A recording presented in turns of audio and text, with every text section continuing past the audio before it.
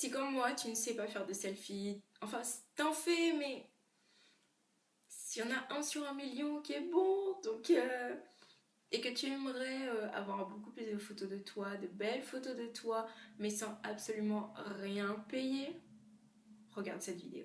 Take me to your best friend's house, going round this roundabout, oh yeah. Take me to your best friend's house, I love you then, I love you now, oh yeah. Donc comme je vous ai dit précédemment, je vais vous parler de ma technique en quelque sorte, en tout cas de tout ce que je fais pour avoir de belles photos de moi et pas des selfies. Pour sans rien dépenser en fait. Donc on va commencer tout de suite. La première chose pour moi, enfin c'est pas vraiment des étapes à faire ou tout ça, mais on va dire que je vais essayer de vous parler avant le shooting, ce qu'il faut faire avant, parce que moi j'appelle ça un shooting. Avant le shooting, pendant et après. Donc avant, première chose c'est la préparation. Donc il y a 3 types de préparation pour moi.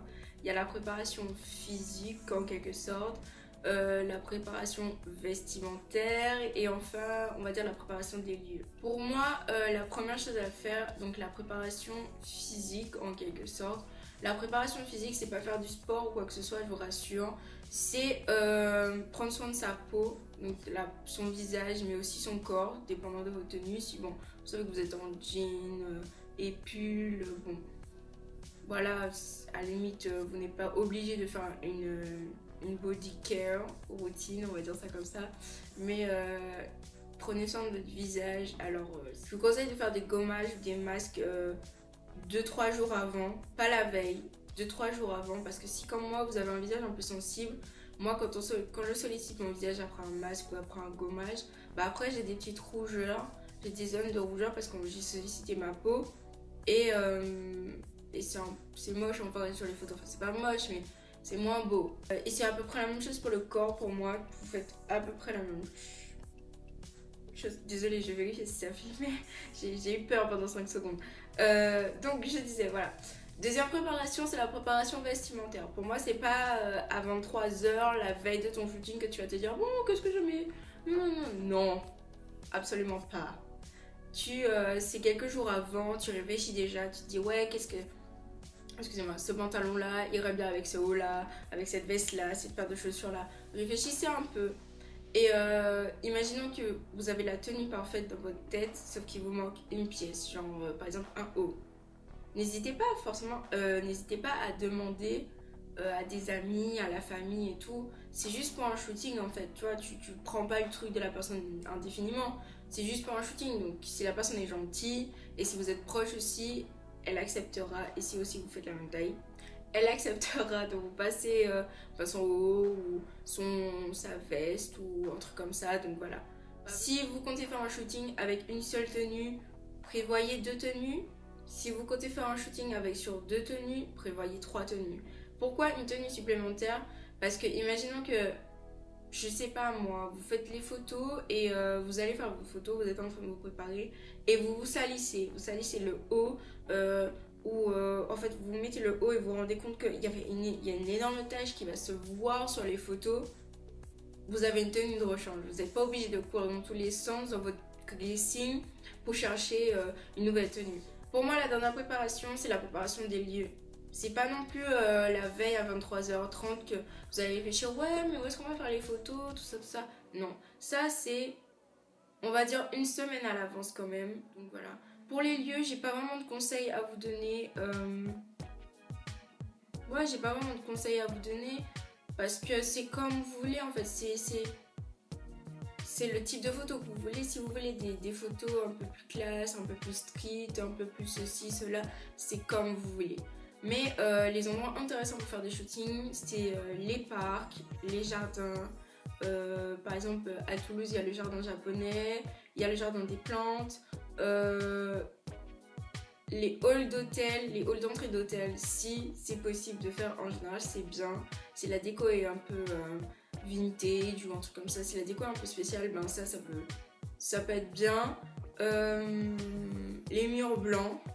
les murs avec des graffitis, mais quand je dis des graffitis, c'est plus des beaux dessins et tout. Ça peut être vraiment cool. Et il y a plein de fonds en quelque sorte que vous pouvez utiliser. Donc cherchez bien, regardez tout le temps autour de vous, comme ça.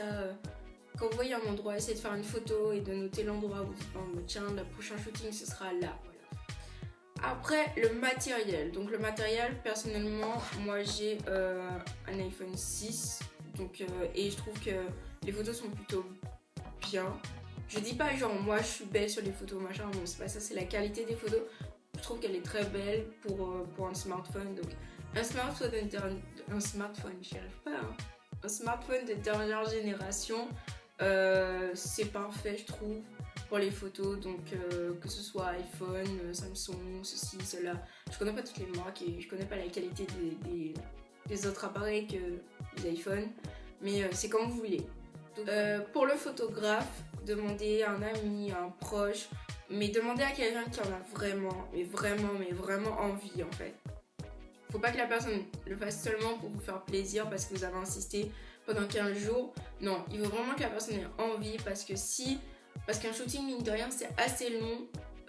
Ça peut durer jusqu'à 4-5 heures en extérieur, parce que quand je dis 4-5 heures, c'est pas seulement le temps des photos, il y a le temps des photos, le temps de trajet, excusez-moi, c'est mon ordi, le son. Je vois, il y a ça dans mes vidéos, ça m'énerve, j'ai envie toujours de couper le son. Bref, donc il y a le temps de trajet, le temps de se changer et tout, si vous faites plusieurs tenues, le temps de faire les photos. Des fois, le temps de chercher un bon spot, par exemple, vous êtes dans un jardin, il faut se déplacer, chercher un endroit intéressant, tout ça, ça prend du temps. Donc, si la personne, elle veut pas vraiment le faire et tout, elle en aura marre très rapidement. Et en fait, ça va se voir déjà sur son visage, parce qu'elle sera en mode bah, t'as fini. Et sur la qualité des photos aussi, parce qu'il y aura beaucoup moins de photos, il va faire beaucoup moins de photos, il y aura beaucoup plus de photos ratées et tout, il sera moins appliqué à... Donc voilà, je pense que vous avez compris le shooting. Donc pendant le shooting, essayez de vous détendre. Je sais que c'est facile à dire, mais moi je suis quelqu'un d'assez timide, je pense que ça s'est vu sur les précédentes vidéos. Je suis quelqu'un d'assez timide devant les gens et devant un objectif. Donc les premiers shootings, c'était une catastrophe. Quand il y avait du monde autour de moi, j'avais trop l'impression que les gens me jugeaient, que les gens me regardaient, et ça me faisait peur, donc j'étais comme ça.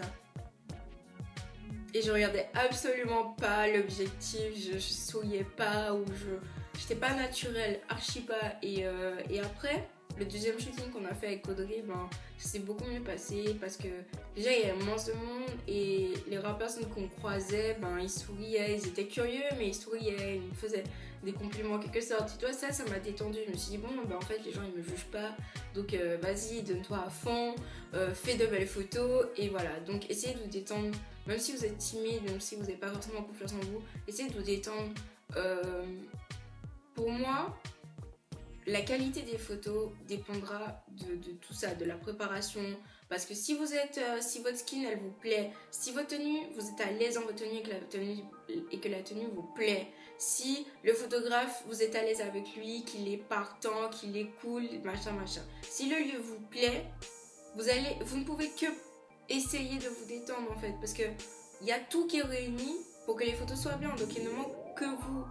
Donc voilà. Et pour après le shooting, moi je vous conseille d'envoyer les photos sur votre ordi si vous avez un ordi à disposition, parce que c'est, pour moi en tout cas, ça c'est mon avis, je trouve que c'est beaucoup mieux de trier les photos sur son ordi, parce que l'ordi, l'écran est beaucoup plus grand, donc vous voyez beaucoup mieux les photos. Et des fois vous trouvez des photos pas forcément très belles sur votre téléphone et après vous mettez sur l'ordi et vous vous dites ah mais non, finalement la photo elle est pas mal. Je vous conseille aussi, quand vous triez les photos, de ne pas le faire seul. Après, si vous voulez le faire seul, c'est vous, mais ne pas le faire seul. Essayez de regarder avec quelqu'un qui est proche, donc soit le photographe, moi en général je trie mes photos avec Audrey, soit quelqu'un de proche, parce que si vous êtes timide, si vous avez un peu un manque de confiance en vous, des fois la photo elle sera magnifique, vous serez beau dessus, mais vous dites non, la photo est pas belle, j'aime pas. Alors que d'autres personnes verront la photo et trouveront la photo magnifique. Donc essayez de trier avec d'autres personnes et tout. Voilà, vous êtes censé ne rien dépenser. Donc je je crois que c'est tout, hein. Donc j'espère que cette vidéo vous aura aidé ou vous aura apporté un petit peu un plus dans votre vie. Peut-être que vous n'y avez pas pensé à ça et tout parce que vous étiez peut-être trop timide ou vous n'avez juste pas pensé à ça. Donc voilà, je vous fais plein de bisous et je vous retrouve dimanche prochain pour une nouvelle vidéo. Bye!